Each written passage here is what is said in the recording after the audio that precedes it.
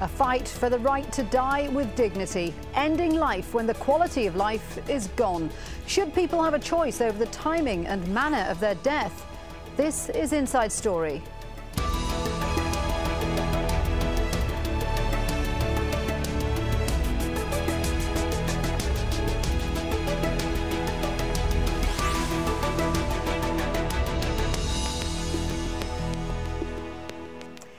Hello there, I'm Shuli Ghosh. Today we're focusing on the emotive and sensitive subject of death. In this case, whether there are any circumstances under which a person can be helped to end their own life, or if someone can end it for them. It's an argument playing out in many countries around the world with equally strong views in favour and against. We'll be having that discussion in just a moment. First, Daniel Lack reports from Montreal in the Canadian province of Quebec, where a bill allowing medical assistance to die has taken another step towards becoming law. I'm not afraid of dying. I could make that decision tomorrow. One of his country's top microbiologists, Donald Lowe, died 8 days after this video was shot last September. It's a remarkable plea to allow terminally ill people like him to choose whether to ask their doctors to help them kill themselves. In Canada, it's illegal, and it'll be a long time before we mature to a level where we accept dying with dignity.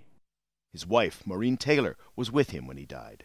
If you're in that situation, you should be allowed to die a peaceful death of your own time and choosing. And we very much believe that you should be well enough to do this on your own.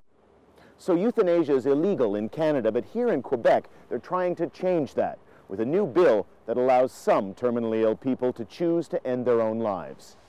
The Dying with Dignity bill was introduced with cross-party support in Quebec's National Assembly. The minister behind it has spent years campaigning for such a law. I felt it was our responsibility to attack this issue, to really look at all that was involved at the end of life. Of course, concerning possible medical aid in dying, but also concerning the best palliative, the best health care you can provide to people at the end of their life. Polls show 3/4 of Quebecers favor the bill. A smaller majority of doctors also agree with its premise that prolonged suffering at the end of a patient's life should not be the only option before them. I always question the fact that as doctor, we have a lot of power in our technology and all that, and we bring people to a certain point, and then after that, when we don't have anything to do, we just leave them alone. There is opposition, not least from the Roman Catholic Church, which has long opposed any form of euthanasia. Some doctors have also expressed unease. This geriatric specialist says her job is to help patients live, not die. This is not good for medicine. This is not good for patients. This is something that is being imposed on us by the politicians. They want to redefine our profession, and they want to institutionalize in Quebec killing patients and calling it healthcare. The federal government is staunchly against Quebec's move and may challenge it in court. But with both public and parliamentary support, Quebec's Dying with Dignity bill might just become law sometime in 2014. Daniel Lack, Al Jazeera, Montreal.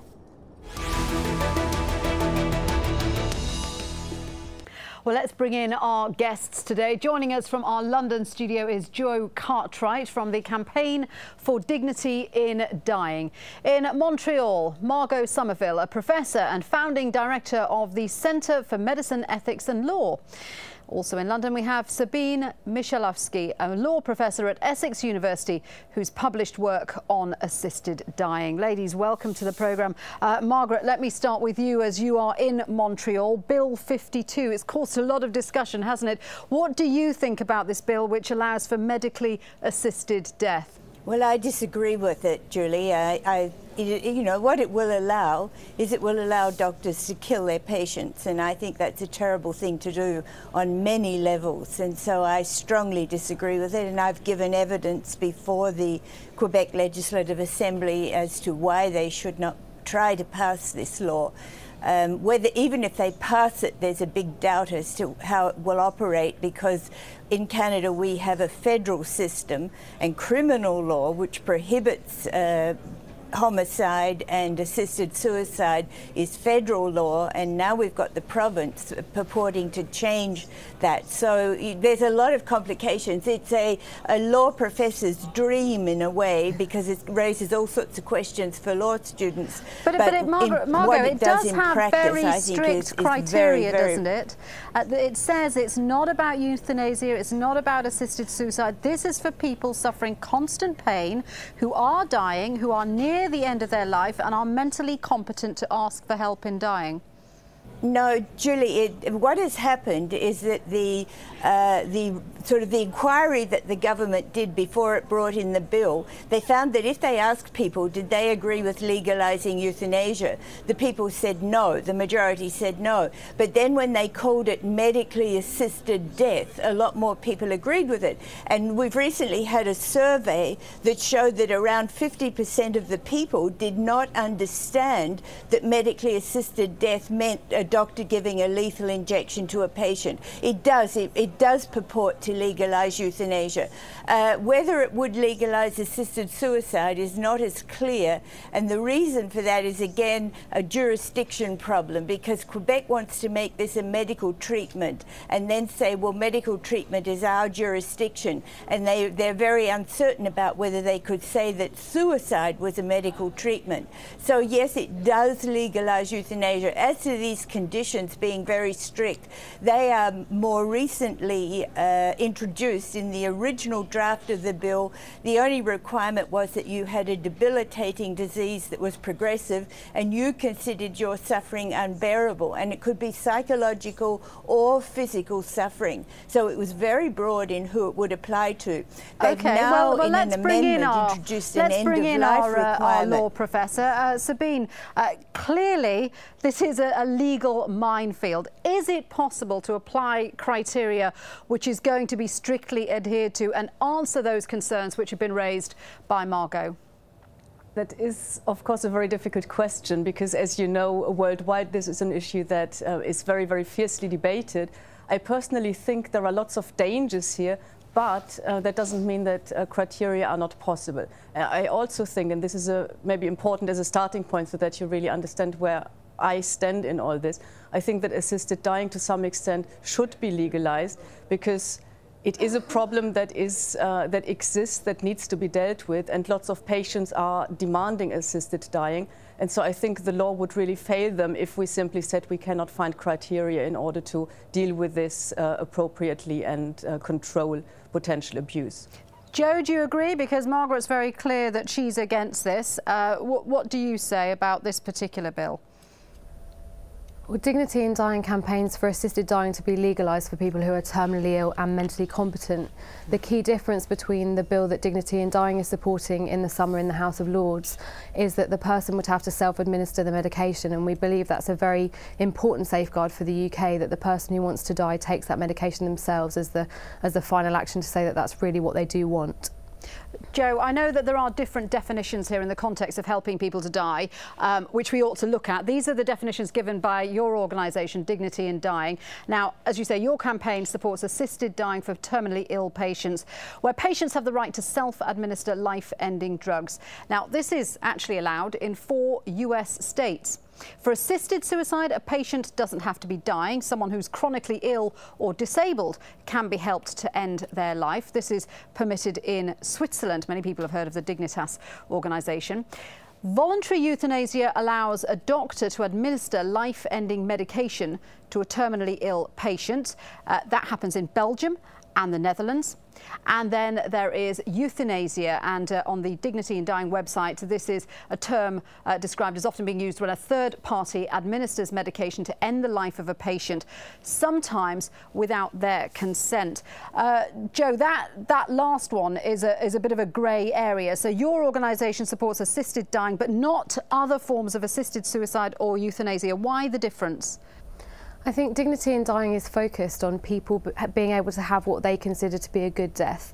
And most people can have what they consider to be a good death under the current law by making an advanced decision to refuse treatment and by good quality palliative care and by being able to make some choices. But for some people, that isn't enough for them to have a good death in their view. And for some people, suffering can't be alleviated by palliative care. So our campaign to broaden the law to allow more choice for people who are dying is about ensuring that they can die well. It's not about a right to die for anybody, but it's about a right to die well. And I think that clears up that distinction. So you're right, we campaign for assisted dying and we don't campaign for assisted suicide or euthanasia.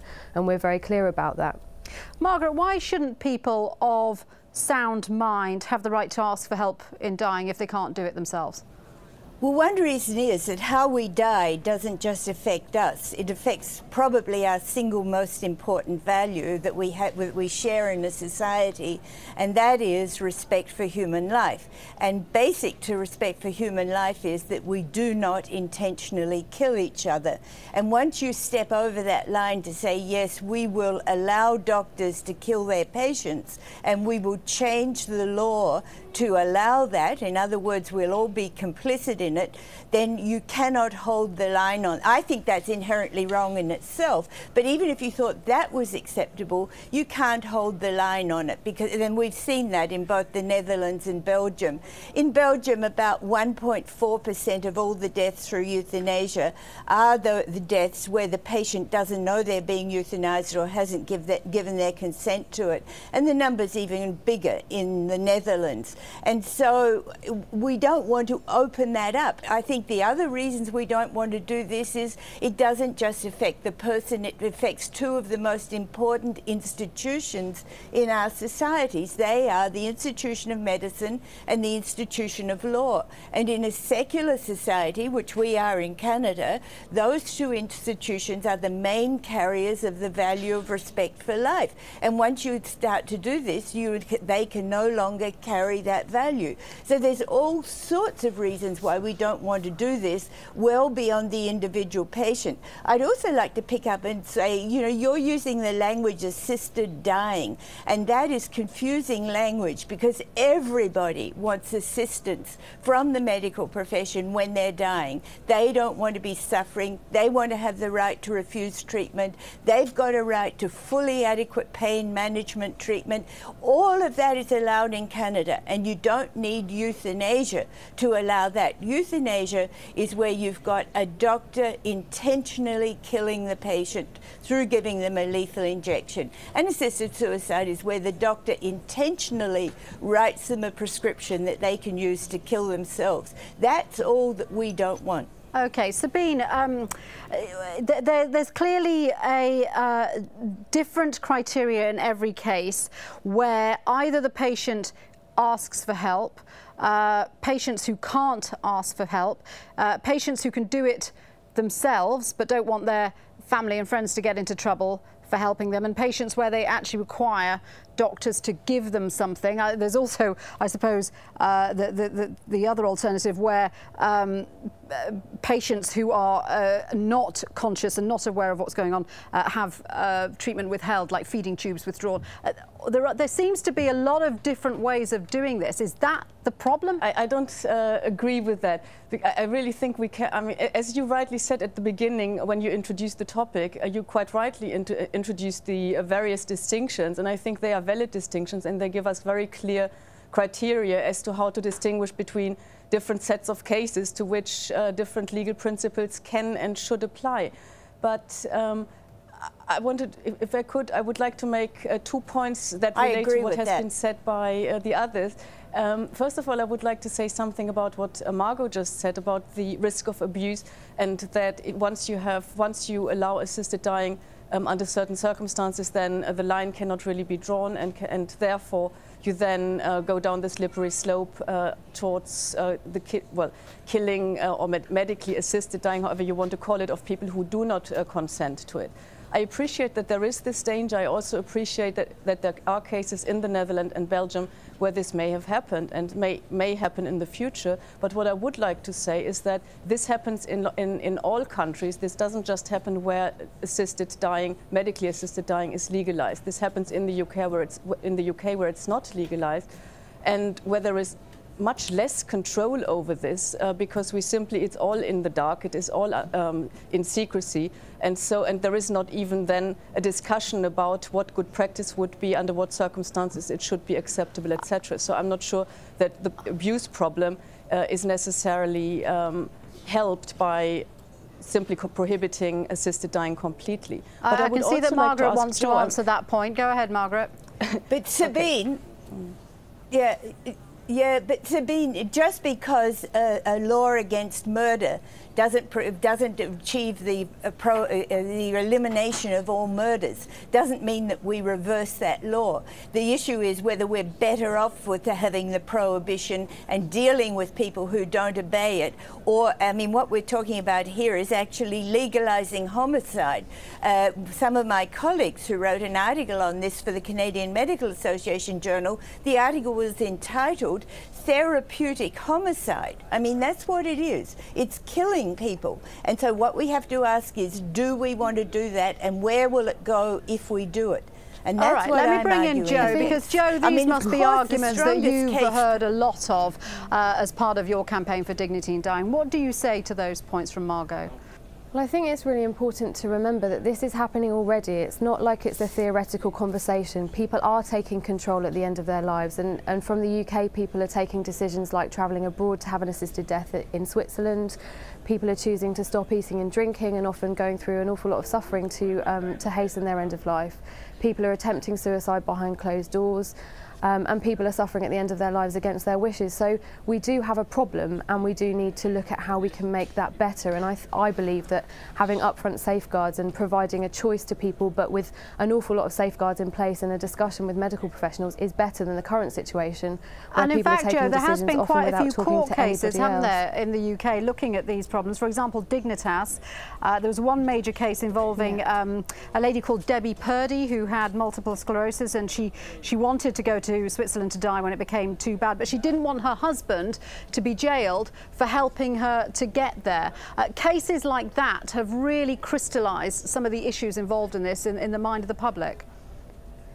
Yeah, and what Debbie Purdy's case did was provided a set of guidelines from our Director of Public Prosecution saying which factors would be taken into consideration when looking at whether to prosecute cases of compassionate assistance to die. And what they effectively did is said that compassionate amateur assistance to die will be forgiven, but professional assistance to die will be prosecuted. So we're left in a very difficult situation in this country where the law is basically saying it's okay to assist people to die if you don't really know what you're doing, but if you're a professional and you want to act in the best interest of your patient who wants to take this choice, then you're not allowed to. So I think we have come to a situation in the UK certainly where we need new legislation to sort out this muddle, and as I said, people are taking these decisions anyway, so we need to look at what's best to protect both those people who do want choice at the end of life and those people who don't want choice at the end of life. Sabine, there was another big case couple of years ago, Tony Nicholson, who had locked-in syndrome. So he was perfectly mentally sound, but he couldn't move any part of his body. He was completely disabled, so he couldn't self-administer drugs to end his own life. The High Court in that case ruled that he didn't have the right to die. It does seem a very cruel decision. And and it's currently pending in the House of Lords, in the Supreme Court, sorry. So we will have a decision at the highest level in the UK very shortly on this. So it will be interesting to see what the Supreme Court is going to decide in this context. But I think the Nicholson case makes clear something that I wanted to ask Joe, which is that the Nicholson case, really his case, well, it's in the Nicholson case, there are several cases brought together. One is about assisted suicide, but one is about euthanasia. And the Nicholson himself was not in a situation where he could actually commit suicide, even with assistance. So what he wanted is openly euthanasia, so what Margot would call justified homicide, really a killing by someone else, by a physician. Now, I wanted to ask Joe why you would draw the line then if you accept that there are situations where people might have good reasons for assisted dying, why would you draw the line, if I understood correctly that you are drawing the line there, with assisted suicide, but would leave outside people like Tony Nicholson, who cannot then avail themselves of this possibility and would still have to keep on living without wanting to do so? You're right, and the Tony Nicholson case does fall outside of Dignity in Dying's remit because he wasn't dying.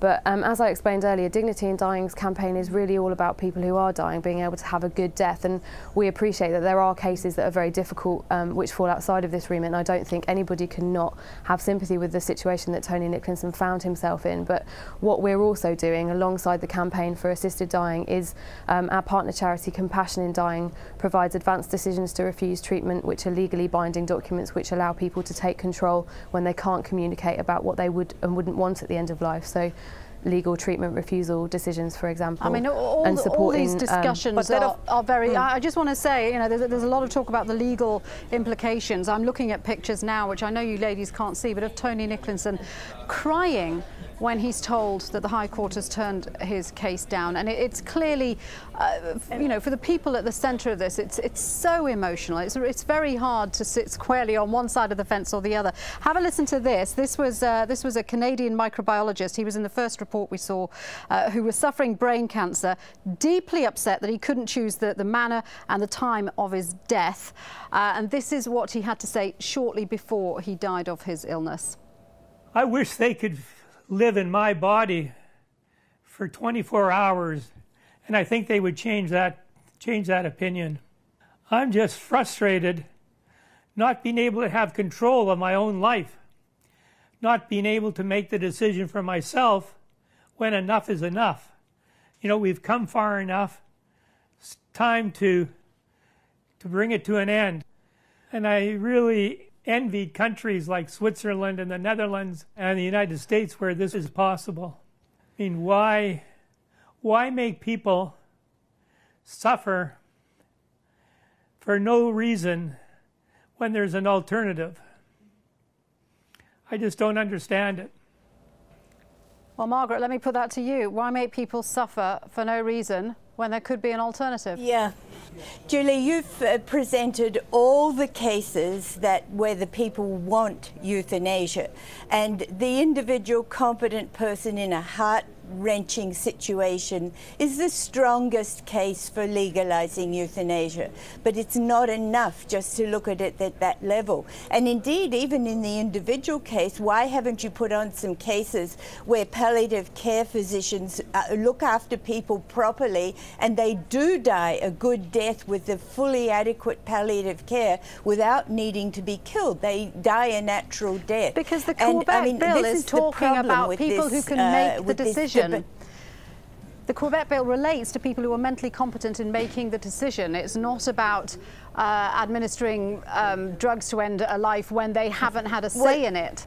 But we can also, I mean, even there, we can look at this notion of autonomy, and autonomy being linked to human dignity, that once you lose your autonomy and independence, you lack dignity. But there's new work coming out that shows we're never fully autonomous in the decisions we make. We've got to take into account the whole context. And when you do the surveys of why do people want euthanasia, the most common reasons are that they fear being a burden on other people, and that they are scared of dying alone. In actual fact, things like pain comes about in number 14 in the reasons why they want euthanasia. I think the other thing we have to ask is, dying is not a new situation. It's been with us ever since we were conscious humans. So why now, after thousands of years where we've said this is a really bad idea, we don't want our physicians in particular involved in it, why now do we suddenly think this is a good idea?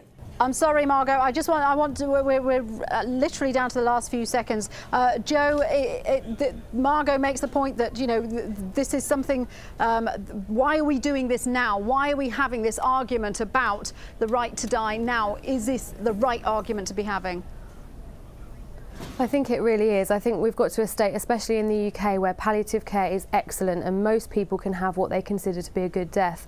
But there are some people for whom palliative care can't relieve all their suffering, and those people shouldn't not be able to have a good death because of another person's view. I think it's all about the individual being able to make an informed choice with the support of palliative care and other people around them.